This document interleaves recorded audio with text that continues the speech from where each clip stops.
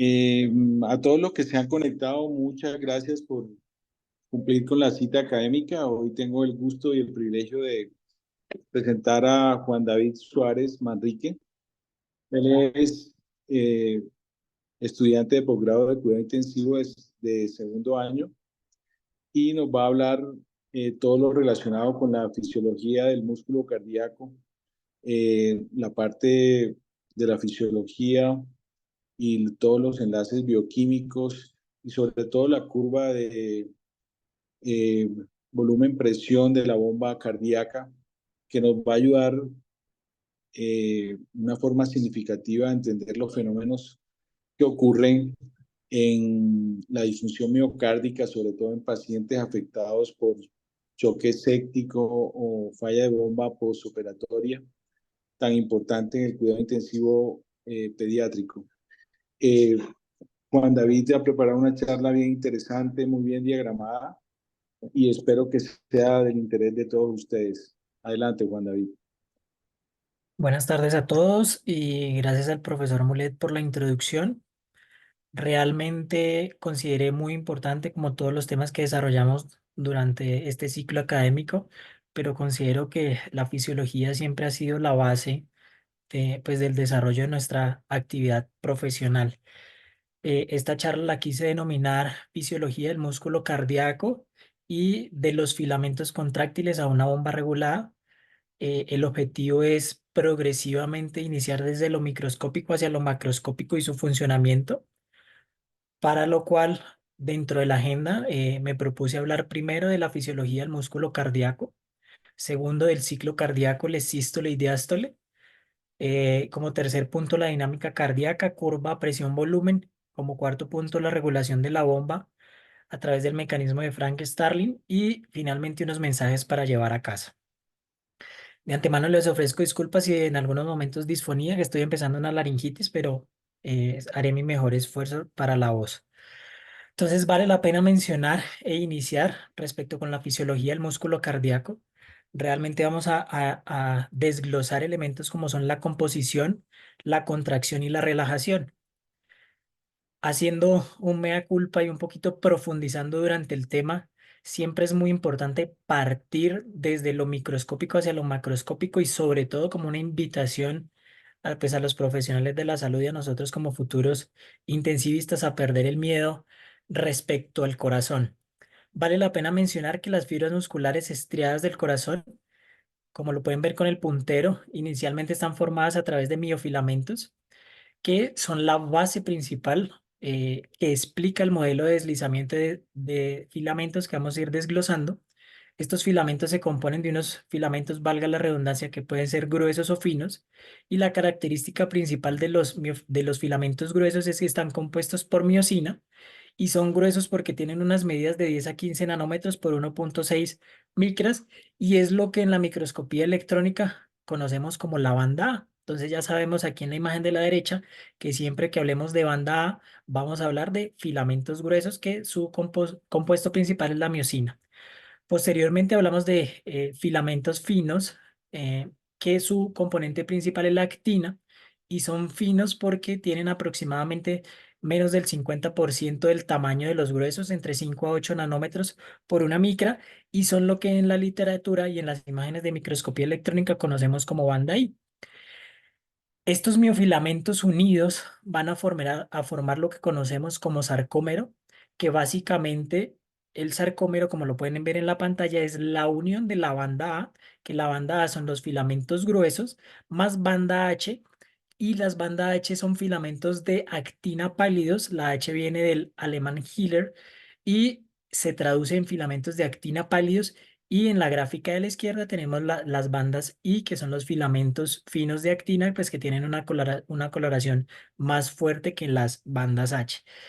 La unión repetitiva de estos miofilamentos unidos o intercalados con dos discos Z, que son proteínas filamentosas diferentes a la actina y a la miosina, o que pueden a su vez intercalarse con líneas A adyacentes, es lo que vamos a denominar un sarcómero, que lo podemos ver representado a través del modelo B de la imagen que pueden ver a la derecha de sus pantallas.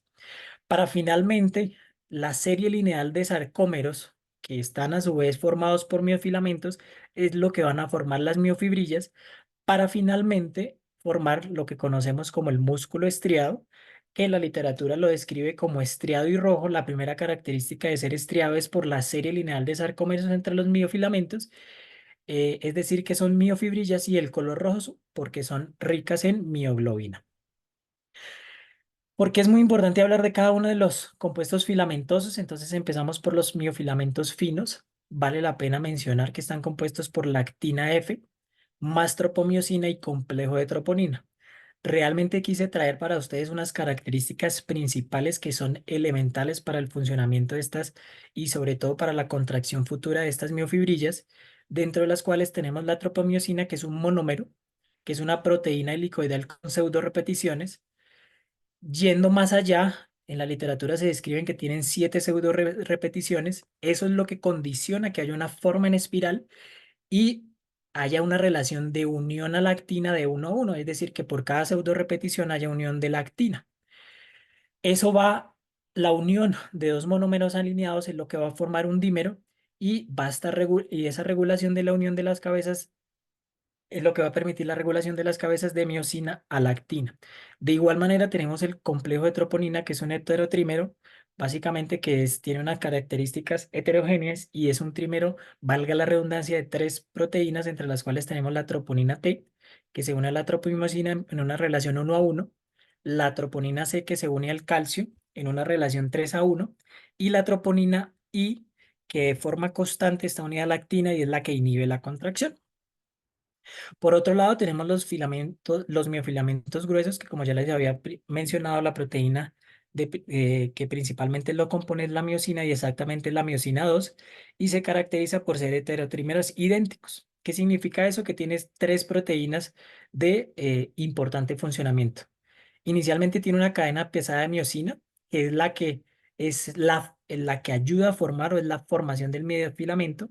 Tiene 2 cadenas ligeras de miosina que en gran proporción estabilizan ese miofilamento, y tiene una cadena ligera reguladora que ayuda a las cadenas ligeras de miosina. Y se caracterizan por generar fuerza dependiente de ATP. Quiero mencionar 2 proteínas muy importantes, como son la titina, que es un filamento elástico de los sarcómeros. Quiero que llevemos esto en la cabeza para más adelante cuando hablemos de la relación velocidad-carga y de la velocidad-presión. Y finalmente la nebulina, que se encarga de controlar la longitud del filamento fino. Y pues lo podemos ver básicamente dispuesto en la imagen de la derecha, cómo está compuesto. Ya que tenemos ese músculo estriado cardíaco, vale la pena mencionar que en la imagen de la derecha podemos ver que hay unos discos intercalados, que si vamos a la parte inferior de la pantalla, en la parte derecha, podemos ver cómo esos discos intercalados contienen desmosomas, que son los encargados de unir mecánicamente las células a través de uniones de hendidura. Entonces, en esta gráfica, como lo pueden ver aquí exactamente, y la importancia de estos desmosomas que unen mecánicamente las células a través de estas uniones de hendidura es que permiten la transmisión del potencial de acción. Digamos que en aras de no interferir con las futuras charlas de nuestros compañeros, cuando desarrollemos y se hable acerca del potencial de acción, pues recordar que este es el mecanismo por el cual el potencial de acción eh, desencadenado por la célula marcapaso va a viajar a través de las células musculares cardíacas adyacentes. ¿Cómo ocurre el fenómeno de contracción muscular? Algo muy importante que me llamó la atención desde el punto de vista fisiológico, y es que uno, a medida que prepara la charla, el objetivo es aprender y transmitir ese aprendizaje. La contracción muscular, todos sabemos que el objetivo principal para que ocurra es que haya un aumento de calcio, que va a ser el que desencadene la contracción al eliminar la inhibición del ciclo de entrecruzamiento, es decir, como lo vamos a ver en la diapositiva subsiguiente, remover la inhibición de la troponina 1. Llama mucho la atención porque creo que yo, y así como la mayoría de nosotros, teníamos en mente que la entrada de calcio a través de canales tipo L o lentos, dependientes de voltaje, que son despolarizados por el potencial de acción de la célula marcapaso que lleva un potencial de la membrana de más o menos de menos 70 milivoltios a menos de 40 milivoltios, es el que va a permitir la entrada de calcio. Sin embargo, llama la atención y es que esta entrada de calcio por sí sola no sería suficiente para desencadenar la contracción muscular. Es en mayor porcentaje que cuando la entrada de calcio a través de la membrana citoplasmática y permanece en el citosol, va a desencadenar un fenómeno que se denomina liberación de calcio inducida por calcio. Y sobre todo está mediada por receptores de rianodina tipo 1 y tipo 2 del retículo sarcoplásmico, y es lo que va a ocasionar lo que se describe en la literatura como chispazos de calcio, es decir, que aumentan mayoritariamente la contracción de calcio, perdón, la concentración de calcio, y es lo que va a permitir el paso subsiguiente para que ocurra la contracción muscular. Entonces aquí representado en la gráfica de la derecha, perdón, marcados con el puntero los canales de calcio tipo L dependientes de calcio, exactamente didriopirínicos, que al entrar pues al citoplasma va a generar la liberación de calcio inducida por calcio del retículo sarcoplásmico. Posteriormente, una vez se han alcanzado niveles elevados de calcio, va a haber una interacción entre los filamentos finos de actina y las cabezas de miocina. Si nos dirigimos a la parte superior de la gráfica, lo que vamos a ver es que tras el aumento de los niveles de calcio, ese calcio se va a unir a la isoforma cardíaca de la troponina C, que va a formar un complejo que en la literatura se conoce como el TNNC1, y posteriormente ese complejo de calcio TNNC1 es el que va a liberar la inhibición de la isoforma, como lo pueden ver hacia la derecha de sus pantallas, hacia la porción derecha inferior, es el que va a liberar la inhibición de la isoforma cardíaca de la troponina I sobre la actina. Una vez que esa actina está liberada, los filamentos de tropomiosina unidos a la troponina T cardíaca en el filamento fino se desplazan, permitiendo que la miosina interactúe con la actina, como lo pueden ver en la porción izquierda de la gráfica inferior izquierda, y es lo que va a permitir que se formen múltiples ciclos de entrecruzamiento y ocurra la contracción muscular. En este escenario llama mucho la atención y es que estos ciclos de entrecruzamiento deben tener la capacidad de convertir energía de la hidrólisis en energía mecánica. ¿Por qué es muy importante? Porque es uno de los pocos músculos corporales que tiene que tener la capacidad de adquirir energía de cualquier fuente: glucosa, ácidos grasos, cetonas, proteínas, entre otras. Entonces, dentro de las cuales, mientras está ocurriendo el ciclo de entrecruzamiento, deben haber escenarios como unión del ATP, hidrólisis del ATP, formación de entrecruzamientos débiles, liberación de fósforo de la miosina, golpes de fuerza y liberación de ADP, que dependiendo del escenario clínico y fisiopatológico que esté nuestro paciente, pues va a ser sustrato o no, pues para la generación de energía y mantener este ciclo de entrecruzamiento que se traduzca en tensión y en contracción.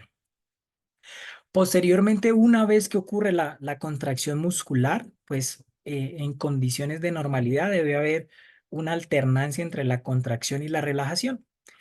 El principio fundamental para que ocurra la relajación muscular es que debe eliminarse el calcio adicional al que cuando baja el potencial de acción. Explico esta frase. Una vez que el potencial de acción de la célula marcapaso ha disminuido, obviamente lo que se espera es que esos canales de calcio tipo L, dependientes de voltaje, como ya no tienen el estímulo, pues no ingresen tanto calcio al interior a través de la membrana plasmática al interior de la célula. Por ende, si hay menos niveles de calcio, pues la liberación de calcio dependiente de calcio, ese fenómeno no va a ocurrir. Sin embargo, va a quedar un excedente de calcio al interior de la célula que se debe eliminar para que ocurra por completo la relajación muscular. Entonces hay cuatro mecanismos fisiopatológicos principales. El primero es la extrusión de calcio hacia el líquido extracelular, que lo podemos ver en la porción superior de la gráfica, que tenemos dos grandes representantes. Entonces tenemos primero el intercambiador de sodio-calcio, que hace parte de la familia SCL8 y tenemos una bomba ATPasa o bomba de calcio que con cualquiera de estos nombres se puede encontrar en la literatura. Y quiero mencionar la proteína fosfolamban. Y esa fosfolamban quiero que la recuerden cuando hablemos de la inotropía y de la contractilidad en el escenario de aumento del funcionamiento del sistema nervioso simpático o la administración de medicamentos beta-adrenérgicos, por ejemplo. Ese como primer escenario. El segundo escenario es aumentar la recaptación de calcio hacia el retículo sarcoplásmico, es decir, hacer exactamente todo lo contrario a lo que hizo para que se generara la contracción. Recuerdan que en la imagen anterior, a través de la liberación de calcio inducida por calcio, los receptores de rianodina tipo 1 y 2, salía ese calcio del retículo sarcoplásmico hacia el citosol. Aquí lo que va a ocurrir es lo contrario y está facultada a través de una bomba que se llama la bomba de calcio sarcoplásmica, que en la literatura se denomina cerca, que de igual manera está inhibida por la fosfolamban. Y en el otro escenario, que al interior del retículo sarcoplásmico, que va a permitir que el calcio no salga y se quede al interior de él, es la función de proteínas de unión como son la calsecuestrina y la calreticulina. Ya para terminar esa relajación muscular hay otros mecanismos secundarios, pero no menos importantes, como son la captación de calcio desde el citoplasma a la mitocondria en menor porcentaje y la disociación del calcio de la troponina C. Una vez que ocurren estos cuatro fenómenos fisiológicos de forma concomitante, va a ocurrir la relajación muscular. Entonces, ya teniendo claro cómo está conformada y cómo funciona, cómo ocurre la contracción y la relación muscular.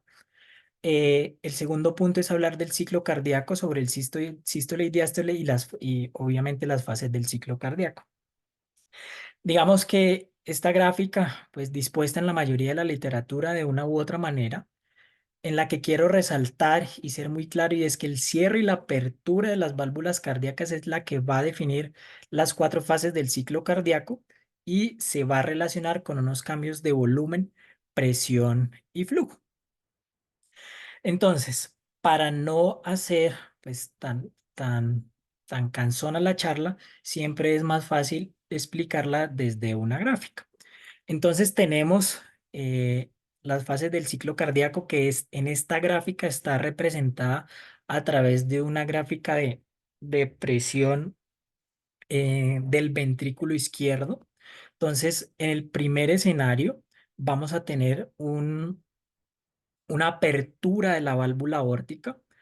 Posteriormente va a ocurrir el cierre de la válvula aórtica. Posteriormente va a haber a pasar la abertura de la válvula mitral para finalmente el cierre de la válvula mitral. No nos adelantemos, ya vamos a extrapolar cómo se interacciona esto en la curva de presión-volumen. Esta gráfica la quise traer a colación y me pareció muy importante, y es que se hace énfasis en la literatura que las fases del ciclo cardíaco ocurren casi de manera simultánea, tanto en el corazón derecho como en el corazón izquierdo, si me permiten el término, porque en este escenario pues estamos hablando respecto a, está graficado respecto a los ventrículos. Sin embargo, quería hacer énfasis en que en las cavidades derechas los fenómenos ocurren a menores presiones. Por ejemplo, aquí tenemos alrededor de 30 milímetros de mercurio, mientras en las cavidades izquierdas ocurren el fenómeno a grandes presiones de alrededor de 120 milímetros de mercurio. Entonces, teniendo en cuenta esas fases del ciclo cardíaco durante el sístole y la diástole, integrémoslo a la dinámica cardíaca. Entonces, dentro de la dinámica cardíaca, me pareció totalmente prudente e interesante hablar de cómo ocurre la contracción ventricular. Quisiera traer este mensaje claro, y es que la aurícula derecha se contrae antes que la izquierda, gracias a que el nodo sinauricular está en la aurícula derecha, pero el ventrículo izquierdo se contrae antes y a mayor presión que el derecho, todo debido al retraso que sufre el impulso eléctrico en el nodo auriculoventricular. ¿Qué me parece importante respecto a la contracción del ventrículo derecho y la contracción del ventrículo izquierdo? Como decía uno de los autores, a pesar de que es el mismo corazón, llama mucho la atención que a pesar de estar en diferentes cavidades, cambia un poquito la composición de las fibras musculares. En las cavidades derechas, sobre todo en el ventrículo derecho, la disposición de las fibras musculares es de predominio espiral, que se traduce en una disposición longitudinal de esas fibras. A diferencia de la composición del ventrículo izquierdo, donde predominan las fibras musculares circulares. No significa que sean puras en cada uno de los escenarios, sino que va a haber predominancia de cada una de ellas. ¿Qué llama la atención? La contracción del ventrículo derecho. La mayoría de los autores coincide que es como un fuelle. Más o menos un fuelle son esos elementos con los que uno infla el asador cuando no tiene el sartén para echarle aire, pero básicamente eso traduce que la contracción del ventrículo derecho ocurre desde la válvula tricúspide, desde esa porción superior hacia la porción inferior, dejando una porción del ápex libre. ¿Listo?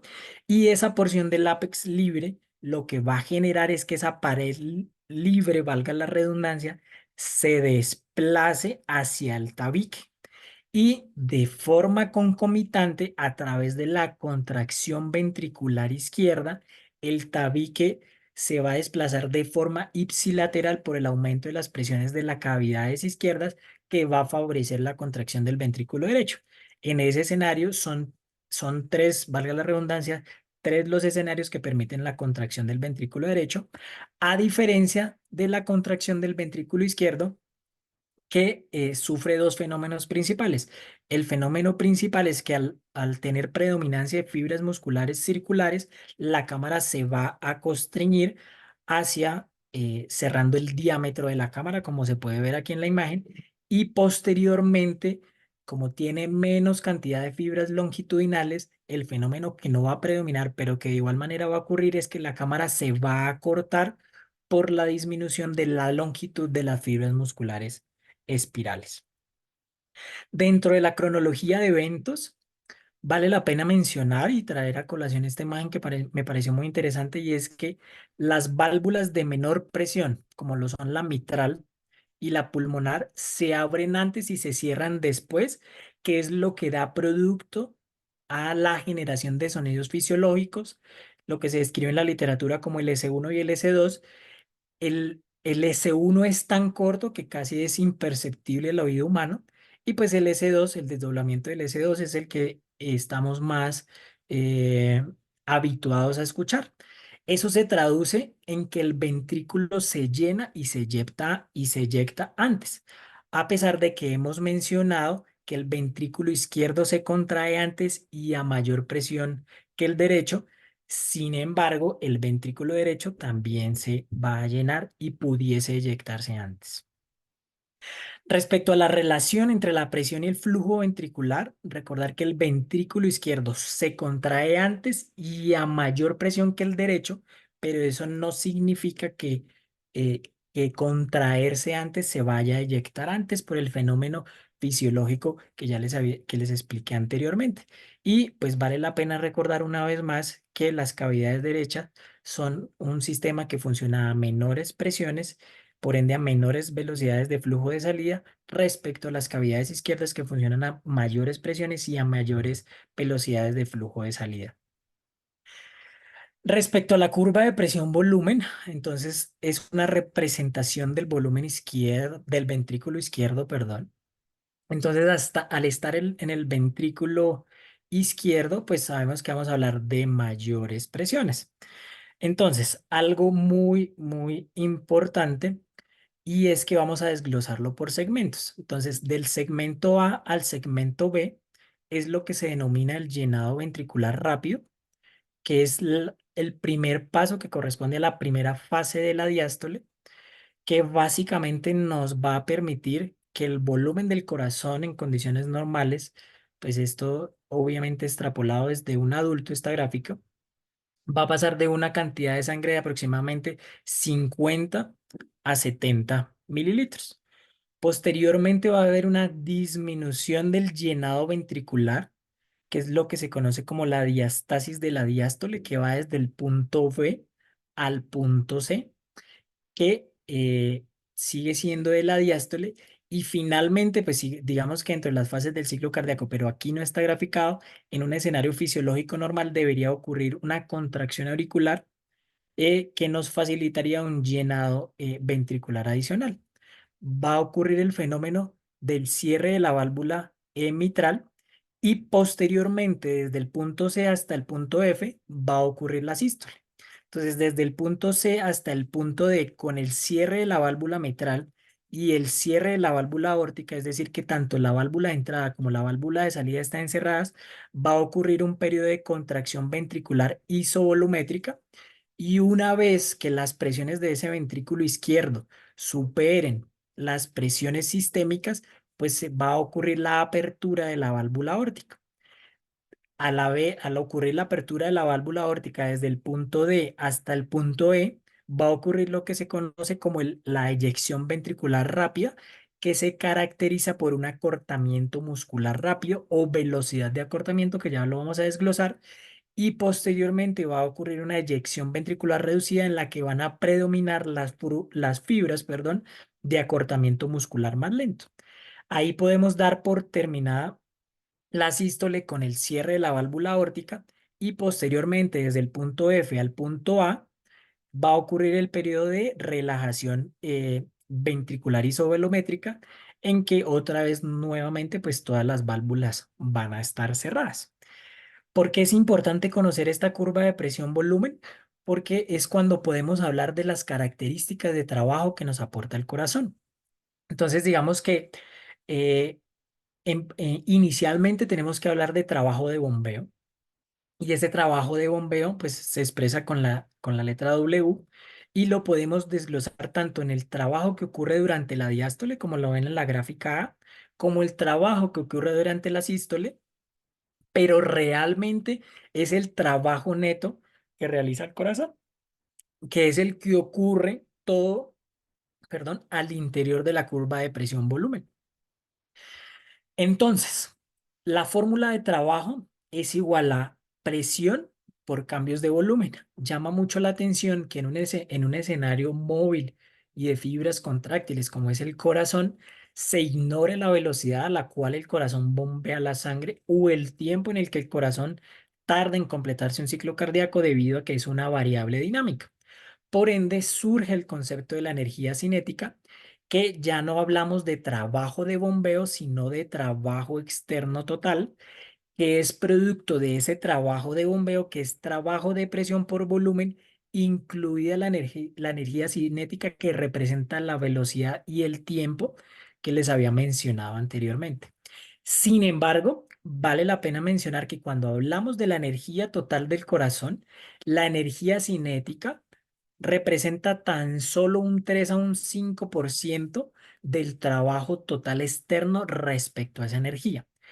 Por ende, el corazón se gasta mucha más energía manteniendo la tensión, alrededor del 95 al 97%. Por ende, esa fórmula de trabajo externo total que ya les había mencionado que es igual a trabajo de presión por volumen más la energía cinética, esa energía total del corazón debe ser igual a trabajo externo total más energía de tensión.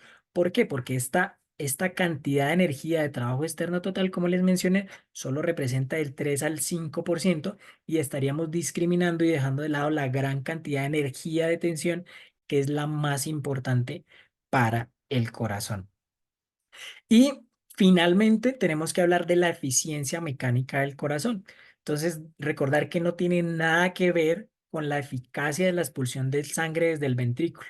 Esa eficiencia mecánica del corazón no es más que el producto de lo que les había mencionado anteriormente, es producto del trabajo externo total sobre la energía total del corazón.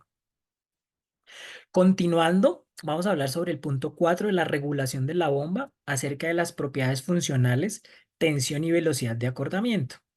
Entonces, vamos a hablar inicialmente respecto a la relación longitud-tensión. En alguna literatura siempre lo asemejan a las contracciones isométricas.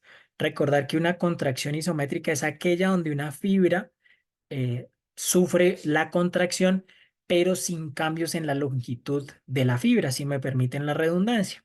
Y eso lo quiso explicar el mecanismo de Frank-Starling o la ley de Starling, donde se describe que la energía mecánica que se libera al pasar desde un estado de reposo a uno contraído depende del área de las superficies químicamente activas. Este pedazo adicional, en aras de garantizar pues, el completo desarrollo de la charla, se traduce en que la longitud de las fibras se va a ver afectada por esa energía mecánica. Y eso se traduce en que entre más longitud por mayor volumen, más presión, es decir, más trabajo.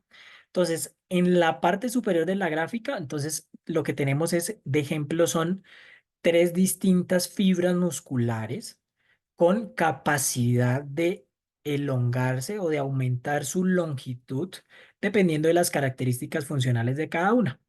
En los escenarios de de referencia superior e inferior, tenemos el músculo esquelético y el músculo esquelético en fase activa y el músculo esquelético en fase pasiva. ¿Qué quiere esta gráfica? Y es comparar el músculo esquelético respecto al músculo cardíaco. Entonces, en la parte activa del músculo esquelético vemos como entre más corta sea la longitud del sarcómero puede alcanzar mayor porcentaje de tensión hasta un punto que no puede soportarla más y el músculo esquelético de forma pasiva entre más longitud tenga menor porcentaje de tensión de carga va a soportar a diferencia de lo que hace el músculo cardíaco. Entonces, el músculo cardíaco, a pesar de que tiene una capacidad de aumentar su longitud, ese aumento de la capacidad de longitud no es tan grande como la del músculo esquelético, pero a pesar de ser menor que la del músculo esquelético, sí tiene muchísimo más porcentaje de tensión activa. Entonces podemos ver aquí como un cambio de 0,4 micras de longitud del sarcómero lo puede llevar desde un porcentaje de tensión de 20 a 120 en fase activa y de igual manera en fase activa. Entonces, como un aumento de la longitud de 1,8 hasta 2,4 más o menos 0,6 micras, lo puede llevar en un aumento de porcentaje de tensión desde el 0 hasta más o menos 100, 110. Entonces, a pesar de que el músculo cardíaco tiene una capacidad de elongar esa longitud de la fibra, esa longitud de la fibra, esa prolongación de la longitud de la fibra no va a ser infinita. Recordando que por las características de su composición que ya les mencioné, sí tiene la capacidad de soportar muchísima mayor tensión activa máxima que se va a traducir en presión de trabajo con menores elongamientos de la fibra. Y ya para finalizar esta diapositiva, en la gráfica C, pues es básicamente lo que acabo de mencionar, pero es el diagrama de longitud-tensión que nos planteó el doctor Starling. Entonces, quiere decir que entre más se elongue la fibra cardíaca y más presión soporte, se va a traducir en que puede sostener, si me permiten el término, mayor cantidad de volumen. Respecto a la curva de rendimiento ventricular, entonces este escenario es bonito y es porque nos empieza a interrelacionar lo que significa la estimulación simpática, bueno, la estimulación simpática creciente interna del paciente a través de mecanismos fisiológicos o externa que nosotros podemos realizar a través de medicamentos. Entonces, adelantándome un poquito a lo que en las diapositivas subsiguientes, vamos a hablar de cómo la estimulación simpática nos va a aumentar la cronotropía y la inotropía. Y eso se va a traducir en mayor fuerza de tensión y en menor velocidad de acortamiento. Entonces ya sabemos que si tiene más tensión es más longitud, no infinita por supuesto, y si es velocidad de acortamiento también se va a traducir en más tensión. Entonces, entre más estimulación simpática, lo que nos va a desplazar es la curva hacia la izquierda, que va a tener la capacidad de tener mucha más fuerza de trabajo. Continuando respecto a la relación de velocidad-fuerza, y esa fuerza expresada como presión o carga, dependiendo de la literatura, que estemos leyendo es lo que se traduce en contracciones isotónicas, a diferencia de las contracciones isométricas en las que hay contracciones, pero no cambios en la longitud de la fibra, porque las anteriores eran mediciones estáticas, en estas sí hay cambios en la longitud de la fibra. Entonces, el mensaje de esta diapositiva es que la velocidad de acortamiento disminuye cuando la contracción se produce frente a una fuerza opositora que puede ser presión mayor presión o con una longitud más corta que es volumen menor.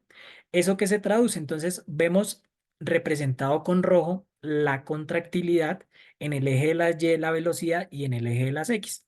Entonces aquí podemos eh, analizar una relación de inversión de proporcionalidad. Significa, entonces, a medida que va disminuyendo la velocidad, es decir, que tenemos menor velocidad de acortamiento, podemos ver cómo se desplaza a través del puntero, que se traduce en mayor fuerza o carga. Eso respecto a la contractilidad. Respecto a la precarga, de igual manera, entonces vamos viendo que a medida que esa longitud de, de la fibra, si me permiten el término, se va prolongando y eso se traduce en menor velocidad de acortamiento, vamos a tener mayor fuerza y, y pues ya finalmente pues la negra era un escenario de normalidad. Es decir, que a menor velocidad de acortamiento de la fibra muscular estriada cardíaca va a haber mayor tensión y mayor contracción cardíaca. Esa relación velocidad-fuerza lo podemos medir respecto al volumen de precarga y de presión, de volumen y de presión que se traduce en precarga y poscarga en el mismo escenario de las contracciones isotónicas. Entonces, en el escenario de la precarga podemos ver en este diagrama de carga y velocidad entonces, con un escenario con la línea negra continua, tenemos una velocidad de acortamiento concreta. El músculo ejerce mayor tensión si la estiramos más con una precarga mayor.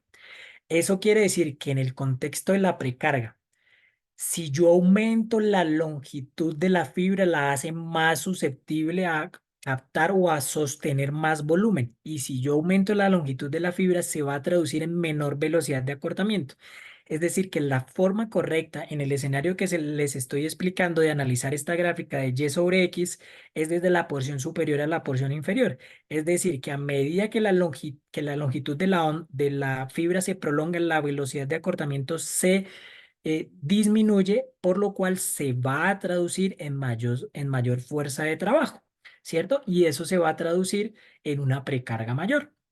Y si lo analizamos en el diagrama F, en el diagrama de velocidad y longitud, podemos ver en el eje de la Y la velocidad de acortamiento y en el eje de las X la longitud muscular. Entonces, a medida que tenemos mayor longitud, tenemos mayor velocidad de acortamiento que se traduce en una fibra muscular más larga que soporta más precarga. Pero a medida que esa fibra que va disminuyendo su longitud desde el 9 hacia el 7,5, su velocidad de acortamiento va cayendo, por lo cual va a tener menor precarga. Y ya casi terminando, la relación de la velocidad respecto a la presión expresada como poscarga en el mismo escenario de las contracciones isotónicas. En el eje de la Y tenemos la relación de la magnitud del acortamiento con tensión sobre el eje de las X, expresado en tiempo con la unidad de milisegundos. Entonces, como les había mencionado anteriormente, la velocidad de acortamiento disminuye cuando la contracción se produce a una fuerza de presión mayor, es decir, que esa fuerza de presión mayor, en este caso, va a ser la resistencia vascular sistémica que tiene que vencer las cavidades izquierdas. Entonces, tenemos en el eje de las X el tiempo de milisegundos y como les había mencionado, en el Y la magnitud de acortamiento. Entonces, esa tensión va aumentando a medida que tenemos que vencer mayor resistencia vascular, por lo cual va a haber un acortamiento de esas fibras musculares para responder a ese cambio de presión que es la poscarga. Eso respecto a la gráfica C. Y en la gráfica D tenemos tres escenarios diferentes dependiendo de la velocidad de acortamiento que tenga nuestra fibra muscular. Entonces, en un escenario donde la velocidad de acortamiento de la fibra muscular sea la normal, pues se va a ver trazada con una línea morada. Si la velocidad de acortamiento disminuye, aumenta perdón, un poquito respecto al aumento de la presión, pues se va a trazar con la línea azul clarita. Y finalmente, si va a aumentarse la velocidad de acortamiento de forma significativa, pues se van a dar cuenta que va a aumentar muchísimo más la tensión de las cavidades izquierdas para vencer esa resistencia vascular sistémica en este escenario, pues de la poscarga. Ya para finalizar, entonces, ¿por qué es tan importante conocer esta dinámica respecto a la inotropía y la cronotropía? Entonces hay que tener en cuenta que podemos tener tantos escenarios fisiológicos o patológicos que nos activen el sistema nervioso simpático. Recordar que uno de los principios de funcionamiento del sistema cardiovascular es el balance entre el sistema nervioso simpático y parasimpático. Sin embargo, en escenarios donde haya presencia del reflejo de huida, o la presencia de beta-adrenérgicos que aumenten la actividad, perdón, de la fosforilasa de la fosfolamban. Aquí es donde les mencioné que recordar muy bien la fosfolamban, porque la fosfolamban es la que mantenía inhibida dos fuentes principales que expulsaban el calcio de la célula. Y recuerden que para expulsar el calcio de la célula es porque va a haber relajación muscular. Entonces, si estos mecanismos aumentan la actividad de la fosforilasa, es decir, de la proteína que degrada el fosfolambán, quiere decir que el fosfolambán se va a quedar unido tanto a la bomba cerca como a la bomba ATPasa de calcio. Quiere decir que no va a permitir la salida de calcio. Eso es lo que se conoce como el fenómeno de escalera O3P. Esto puede tener un análisis fisiológico y un análisis patológico. El análisis fisiológico por el cual se conoce fenómeno de escalera es que las concentraciones de calcio son diferentes en cada ciclo cardíaco y eso va producto de, por ejemplo, de la variación fisiológica de la frecuencia cardíaca, de si estamos en reposo, de si estamos agitados, si hacemos ejercicio, o la interpretación fisiológica y es que a través de la activación fisiológica del reflejo de huida o el uso de medicamentos betadrenérgicos, entre otros, pues vamos a favorecer la actividad de la proteína que degrada el fosfolambán. Al no degradarse, perdón, el fosfolambán, vamos a mantener las concentraciones de calcio al interior de la célula y entre más calcio, ya sabemos que se traduce en mayor tensión, en mayor velocidad de acortamiento y es decir, en mayor contracción. Por lo cual, en los escenarios que les mencioné anteriormente, podemos ver los escenarios de contractilidad aumentada, precarga aumentada y poscarga aumentada. Y ya para finalizar, unos mensajes para llevar a casa. Eh, la entrada de calcio, digamos que el primer mensaje está un poquito confuso, no se requiere inervación del corazón para que ocurra contracción. Eso está en relación a que lo que les mencioné al inicio, a través de las uniones de hendidura, avanza el potencial de acción y se transmite a las células musculares adyacentes. La entrada de calcio a la célula del músculo cardíaco es realmente indispensable para que ocurra la contracción. La contracción ventricular ocurre al mismo tiempo debido al sistema de conducción y a las uniones intercelulares comunicantes. La fuerza de la contracción puede alterarse por cambios de la longitud de la fibra en reposo y de la contractilidad de esa fibra. Y los índices de contractilidad, como la velocidad de acortamiento máximo, son aumentados por los inotrópicos. Y muchas gracias, eso tenía para compartirles el día de hoy.